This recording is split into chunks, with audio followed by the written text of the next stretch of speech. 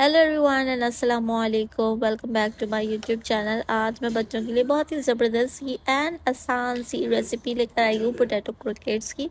तो चलिए recipe start करते हैं। यहाँ पे मैंने 3 आलूओं को बॉईल कर लिया था, अच्छे से मैश कर लेंगे। और यहाँ पे मैंने 1 पीस चिकन ब्रेस्ट लिया था, और आप बोन के साथ भी ले सकते हैं। काली मिर्च, नमक और लहसुन अदरक के साथ मैंने इसे बॉईल कर लिया था।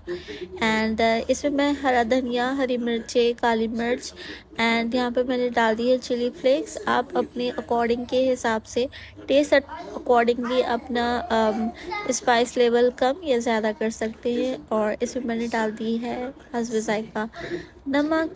और यहाँ पे मैं डाल रही हूँ चिकन पाउडर, और अच्छे से मिक्स कर लेंगे और पोटैटो क्रोकेट्स की शक्ल दे देंगे। आप इसे कोई से भी शेप्स दे सकते हैं जिससे आपके बच्चे और इसे बच्चों को अट्रैक्टफुल लगे और वो बहुत शौक से खाएं।